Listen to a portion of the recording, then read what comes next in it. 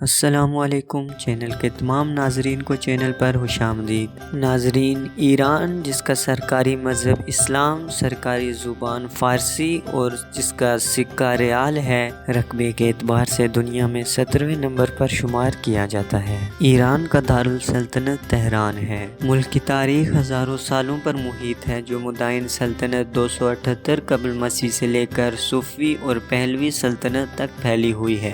یہ ملک اپنی تہذیب کے اعتبار سے ایشیا میں تیسرے اور دنیا میں 11ویں درجے پر قابض ہے۔ یونائٹڈ اسٹیٹس آف امریکہ، جو کہ 37 لاکھ مربع میل یعنی 96 لاکھ مربع کلومیٹر پر پھیلا ہوا دنیا کا تیسرا بڑا ملک ہے، جس میں کل 30 کروڑ سے زائد لوگ آباد ہیں۔ امریکہ فوج، معیشت، ثقافت اور سیاست میں 19ویں اور 20ویں صدی میں سامنے آیا۔ روس کے زوال کے بعد جب سرد جنگ ختم ہوئی تو امریکہ دنیا کی واحد عالمی طاقت کے طور پر ظاہر ہوا، اور اب امریکہ دنیا بھر میں کھلا مداخلت کر رہا ہے۔ 12 اکتوبر 1492 کو کولمبس امریکہ کے مشرقی ساحل کے قریب پہنچا۔ یہ مقام امریکہ کے جنوب مشرقی ساحل پر فلوریڈا کے قریب واقع ہے۔ امریکہ کی سرزمین پر کسی یورپی کا یہ پہلا قدم تھا۔ پھر یکے بعد دیگر مختلف مقامات کی دریافت کا سلسلہ بھی چل پڑا۔ امریکہ اور ایران میں ایک طویل عرصے سے دشمنی ہے۔ اس کی شروعات 1979 میں ہوئی، جب ایران کی زیر اقتدار حکومت کا تختہ الٹ گیا اور یہ ملک اسلامی جمہوریہ بن گیا۔ اسی سال انقلاب کے نتیجے میں درجنوں امریکیوں کو دارالحکومت تہران میں امریکی سفارت خانے کے اندر یرغمال بنا لیا گیا۔ تب سے ہی تعلقات مسائل سے دوچار ہیں۔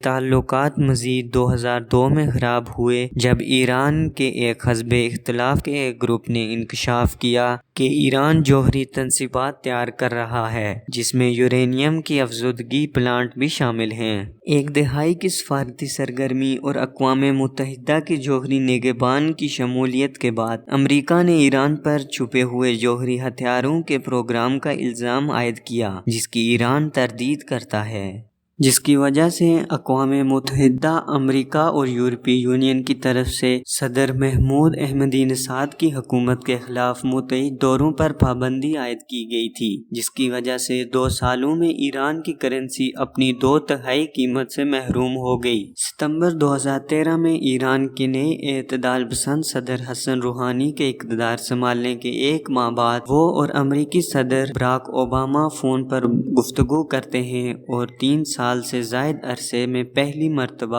اعلیٰ سطح پر گفتگو ہوتی ہے۔ پھر 2015 میں ایران جوہری طاقت کے ایک گروپ امریکہ، برطانیہ، فرانس، چین، روس اور جرمنی کے ساتھ اپنے جوہری پروگرام پر طویل المیعاد معاہدے پر اتفاق کرتا ہے۔ اس معاہدے کے تحت ایران اپنی حساس جوہری سرگرمیوں کو محدود کرنے اور معذور معاشی پابندیوں کے خاتمے کے بدلے بین الاقوامی انسپکٹروں کو اجازت دینے پر اتفاق کرتا ہے۔ مگر اگلے ہی سال امریکی صدر ڈونلڈ ٹرمپ کے انتخاب نے ایک نیا چیلنج کھڑا کر دیا۔ انہوں نے جوہری معاہدے کو ناپسندیدہ قرار دیتے ہوئے اب تک کا بدترین سودے کی بات چیت قرار دی۔ 2018 میں صدر نے معاہدے کو یکسر ترک کر دیا۔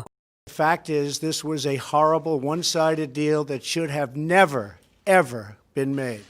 اور امریکی پابندیوں کو بحال کر دیا تاکہ ایران کے رہنماؤں کو ایک نئے معاہدے پر راضی ہونے پر مجبور کیا جائے، جس کی وجہ سے ایرانی معیشت کو گہرا صدمہ لگا۔ 2019 میں ایران کے ساتھ کاروبار جاری رکھنے والے ممالک پر ثانوی پابندی لاگو کر کے دباؤ کو مزید بڑھایا گیا۔ تعلقات اس وقت مزید بگڑ گئے جب مئی اور جون میں خلیج عمان میں تیل کے 6 ٹینکروں کی توڑ پھوڑ کی گئی۔ واشنگٹن نے الزام لگایا کہ ان حملوں میں ایران کا ہاتھ ہے، مگر ایران نے اس کی تردید کی۔ اس کے بعد جولائی میں تہران نے جوہری معاہدے کے تحت اپنے سے کیے گئے کچھ وعدوں کو معطل کرنا شروع کر دیا تھا۔ واشنگٹن نے عراق اور شام میں ملیشیا سے وابستہ اڈوں پر بمباری کے نتیجے میں کم سے کم 25 جنگجوؤں کو ہلاک کر دیا۔ ان بم دھماکوں نے عراق میں رد عمل کو جنم دیا، جس کی وجہ سے دارالحکومت بغداد میں امریکی سفارت خانے پر مظاہرین کے ہجوم نے حملہ کیا تھا۔ صدر ٹرمپ نے حملے کو منظم کرنے کے لیے ایران پر ہی الزام عائد کر دیا۔ اس کے بعد 3 جنوری کو قاسم سلیمانی بغداد کو ہوائی اڈے پر امریکی ڈرونوں نے شہید کر دیا تھا۔ اس کے بعد مشرقی وسطی میں ایران کی فوج پر قابو پانے والے اس جرنیل کو امریکیوں نے ہی دہشت گرد قرار دے دیا، جس نے الزام لگایا کہ وہ سینکڑوں امریکی فوجیوں کی ہلاکت کا ذمہ دار ہے۔ ایران نے ان کی موت کا سخت انتقام دینے کا عزم کیا اور 2 دن بعد کہا کہ اس نے جوہری معاہدے کے ذریعے عائد یورینیم کی افزودگی کے آخری حد ترک کر دی ہے۔ یہ تھی امریکہ اور ایران کے مابین تنازع کی وجوہات۔ دوستو، اگر آپ کو ویڈیو پسند آئی تو چینل کو سبسکرائب کریں۔